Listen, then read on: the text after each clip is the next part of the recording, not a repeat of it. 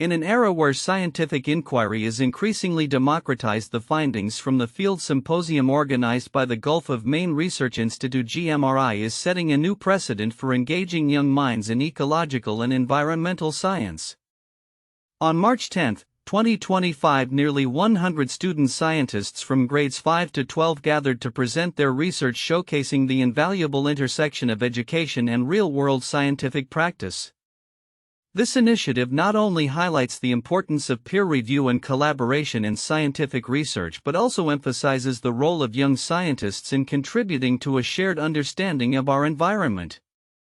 The journey of the findings from the field journal launched in 2017 has been pivotal in transforming how students approach scientific communication. Traditionally, the peer review process has been reserved for established academics, leaving budding scientists without a platform to rigorously share their findings. The GMRI's innovative approach allows students to conduct authentic scientific inquiries, undergo peer review, and submit their work for publication, an experience akin to that of seasoned NASA scientists.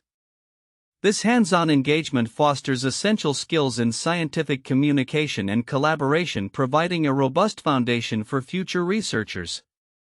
The symposium has seen exponential growth, with attendance rising from 65 participants in its inaugural year to nearly 100 in its second year.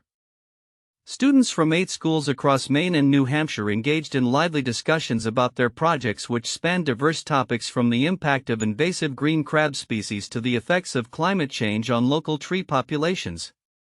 These presentations not only demonstrate the creativity and dedication of young scientists but also highlight the importance of youth involvement in research that addresses pressing environmental issues. A significant aspect of the symposium is the opportunity for students to interact with professional scientists. This year, participants engaged with researchers from the University of New England and local organizations, enhancing their understanding of the scientific process and the collaborative nature of research. Student Madeline Bartlett from Sacopee Valley Middle School expressed her enthusiasm, stating, "It makes me feel really proud because I get to talk to professional scientists. It makes me feel like I am contributing to something bigger than my school and my community." Such interactions not only inspire students but also reinforce the idea that science transcends the boundaries of academia, rooting itself in curiosity, observation, and collective knowledge. The keynote speaker, Kat Gardner-Vandy, a former member of a NASA science activation project, emphasized this ethos by encouraging students to view themselves as integral contributors to the scientific community. Her message resonated with attendees, reinforcing the belief that every individual has a role in advancing our understanding of the world. Supported by NASA's Science Activation Portfolio, the Learning Ecosystems Northeast project aims to bridge the gap between education and professional scientific practice. As the symposium continues to grow, it serves as a launchpad for future generations of scientists, fostering a culture of inquiry and collaboration that is essential for addressing global challenges. Looking forward, the findings from the field symposium exemplifies a model for integrating younger generations into the scientific community, a crucial step as we face increasingly complex environmental issues. As more students gain access to platforms that encourage their contributions, we can expect to see a richer tapestry of scientific discovery that not only benefits academia but also serves society as a whole. Through initiatives like this, the future of science is not only bright but also brimming with potential. As young minds continue to explore, learn, and innovate. In a groundbreaking study published in Nature Communications Biology, researchers have uncovered critical insights into the mechanisms underlying vascular calcification in patients with chronic kidney disease (CKD). The study highlights the role of METTL3 and RNA methyltransferase in obstructing the osteogenic reprogramming of vascular smooth muscle cells (VSMCs) by methylating the key osteogenic gene RUNX2. This research not only elucidates the molecular pathways involved in vascular calcification but also suggests potential therapeutic strategies to mitigate this serious complication in CKD patients. Vascular calcification is a common and severe complication of CKD characterized by the transformation of VSMCs into osteoblast-like cells, leading to increased cardiovascular risks. Traditionally viewed as a passive process, recent studies indicate that this transformation is an active and regulated event influenced by various factors, including phosphate levels. The present study establishes that the RNA modification known as N6-methyladenosine M6A plays a significant role in the regulation of VSMC reprogramming and calcification. The researchers led by Meiwan Chang and her team conducted comprehensive analyses that revealed serum M6A levels in CKD patients with vascular calcification were significantly lower than those without. As the severity of vascular calcification increased, M6A levels continued to decline, suggesting a direct correlation between METTL3 activity and the calcification process. Specifically, METTL3 appears to inhibit the expression of RUNX2 through M6A modification, leading to enhanced degradation of RUNX2 mRNA via the M6A reader YTHDF2. To demonstrate these findings, the team employed both in vitro and in vivo models. In VSMC's, depletion of METTL3 resulted in increased calcification and osteogenic marker expression, while overexpression of METTL3 inhibited these processes. The use of a METTL3 inhibitor in CKD rat models further confirmed that reduced METTL3 expression exacerbated vascular calcification. As evidenced by increased levels of the osteogenic markers collagen type I alpha-1 col-1 alpha-1 and osteopontin OPN. Dr. Chang emphasized the importance of these findings, stating, "Our study reveals a novel mechanism by which METTL3 regulates RUNX2 expression through M6A modification, providing potential therapeutic targets for reversing osteogenic reprogramming in VSMCs." The research suggests that strategies aimed at enhancing METTL3 activity or preventing the degradation of RUNX2 could offer new avenues for treating vascular calcification in CKD patients. This work opens up exciting possibilities for future research aimed at exploring M6A methylation as a therapeutic target in cardiovascular diseases. With the increasing burden of CKD and its associated complications, understanding the underlying molecular mechanisms will be essential in developing effective treatments that can improve patient outcomes and reduce cardiovascular morbidity and mortality. As the field progresses, further studies will likely focus on the implications of METTL3 modulation in clinical settings, potentially leading to innovative therapies that harness the power of RNA modifications in the fight against vascular calcification and CKD-related complications.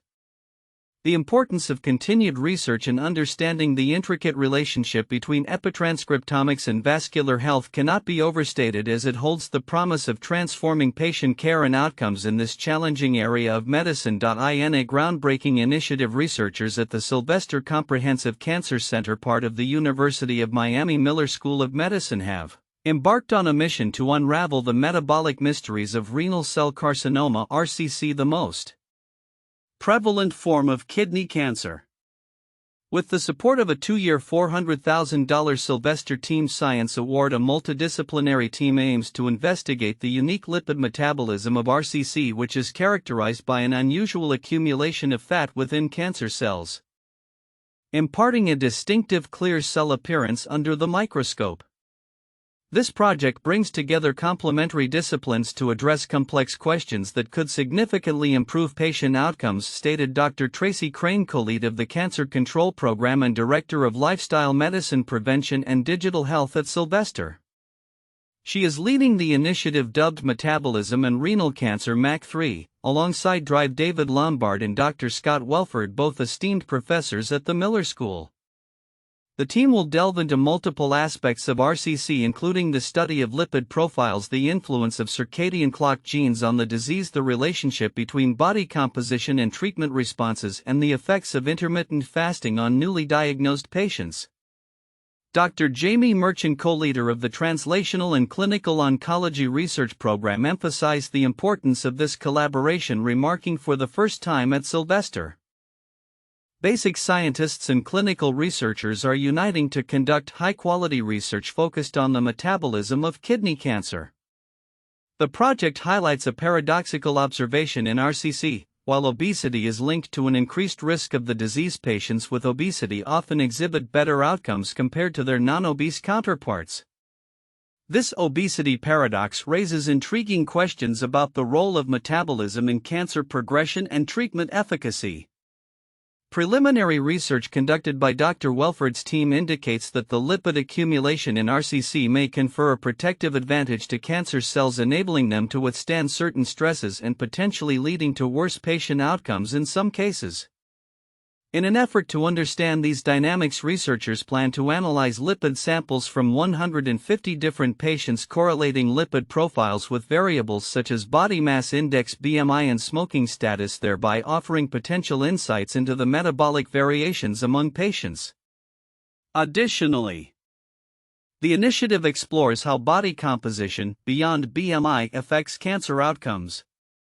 Utilizing a comprehensive database containing clinical information from over 800 kidney cancer patients, the team aims to investigate how fat and muscle proportions correlate with responses to treatment. Moreover, the researchers are keen to examine the impact of circadian rhythms on treatment responses. Emerging research suggests that meal timing can influence metabolism and thus treatment efficacy. Dr. Crane, who has observed positive effects of early meal timing in metastatic breast cancer patients, is set to lead a pilot study on time-restricted eating for 30 advanced renal cell carcinoma patients, aiming to assess its influence on treatment outcomes.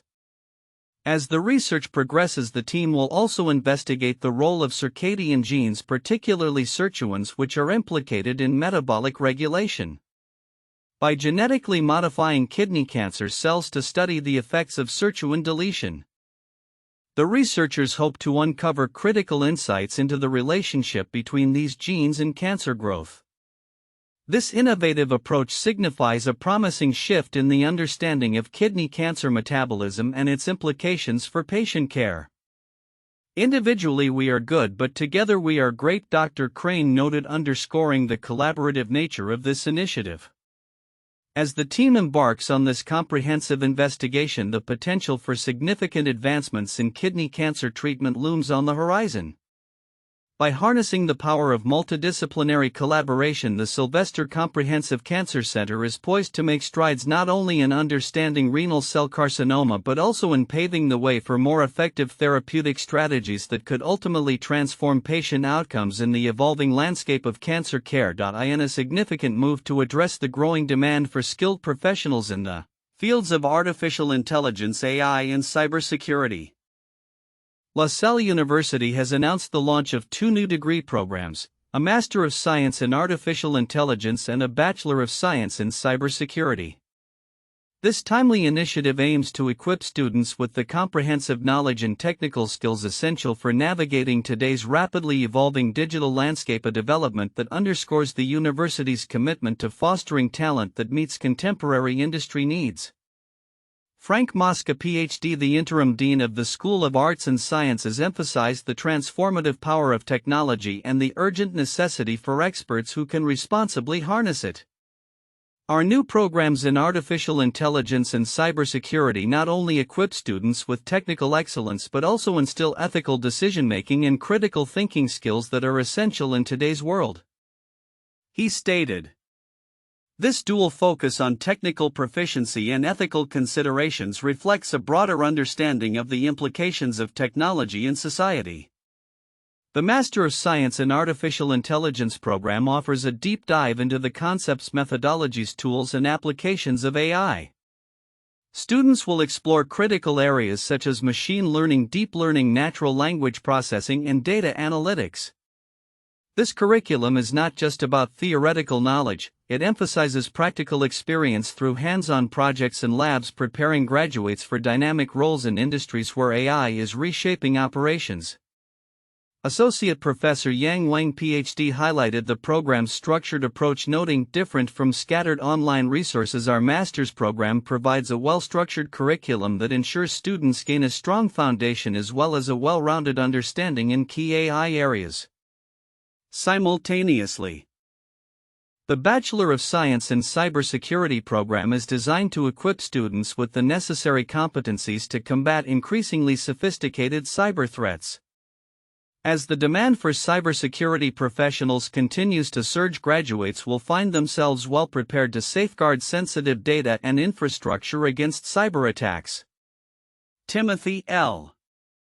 Hiley Jr., PhD chair of the Department of Mathematics and Computer Science, pointed out that the program offers a comprehensive understanding of the interplay between hardware, software, and networks, stressing cybersecurity brings together key security concepts from computer science, information technology, and mathematics, carefully selected to develop the specific expertise needed to defend systems.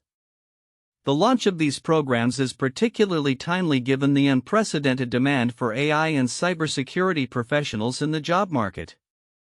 According to recent industry analyses, the demand for experts in both fields is expected to continue its upward trajectory, driven by the increasing reliance on technology across all sectors of the economy.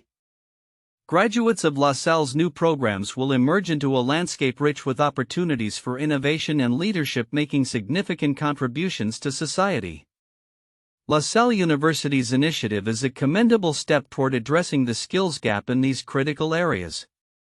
By fostering a new generation of professionals equipped with the necessary tools to navigate the complexities of modern technology, the university is not only enhancing its academic offerings but also contributing to the broader goal of ensuring a secure and ethically responsible technological future. As students and professionals alike seek to adapt to the evolving demands of the workforce, programs like those introduced by LaSalle will play a pivotal role in shaping the next wave of technological advancement, with a focus on both technical skills and ethical considerations.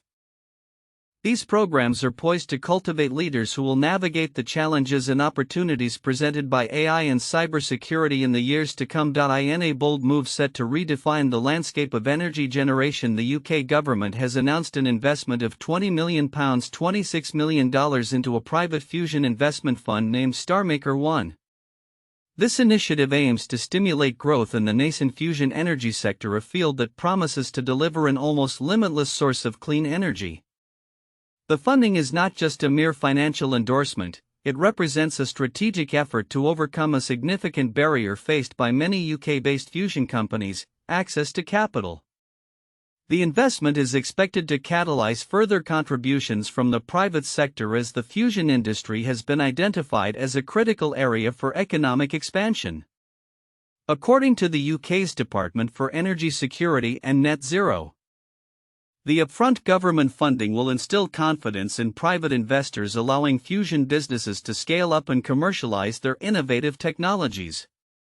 This growth is particularly vital as the fusion industry currently supports thousands of jobs across the UK, especially in regions such as the Oxford-Cambridge Growth Corridor. Fusion energy is a technology with enormous potential and an industry in which the UK is already well established, remarked Lord Valence, the Science Minister and champion of the Oxford-Cambridge Growth Corridor. He emphasized that this investment would not only unlock necessary funding but also boost regional economies, particularly in areas like Nottinghamshire, South Yorkshire, and Culham in Oxfordshire, which is recognised as the epicentre of UK fusion research. The funding will facilitate small fusion companies in various ways, from workforce training in essential disciplines such as physics, engineering, and chemistry to the development of technologies that capitalize on the burgeoning opportunities within the fusion energy market. These markets include sectors like magnetics, industrial AI, robotics, healthcare, transportation, and energy storage. The department has highlighted that for every £1 invested in fusion, the economy gains nearly £4, underscoring the significant economic impact of this investment. The establishment of StarMaker One marks a pivotal moment as it becomes the first early-stage fusion energy venture capital fund outside the United States and the first of its kind to collaborate with the government as an investor. This initiative aligns with a broader commitment made by the UK government earlier this year, which included a record-level investment of £410 million, $523 million dedicated to fusion research and international collaboration aimed at developing clean, sustainable power sources. As the UK positions itself at the forefront of the global fusion race, the implications of this investment extend beyond immediate economic benefits. It signals a renewed focus on sustainable energy solutions at a time when the world is grappling with the urgent need for clean energy alternatives. The fusion industry is poised to play a crucial role in addressing climate change challenges, and the UK's proactive approach could set a precedent for other nations looking to invest in advanced energy technologies. Looking ahead, the success of StarMaker 1 could pave the way for a wave of innovation in fusion energy, potentially accelerating the timeline for commercial fusion power and establishing the UK as a leader in this vital field. As the global energy landscape continues to evolve, the impact of this investment may well extend far beyond the UK, influencing international efforts to transition towards cleaner energy solutions.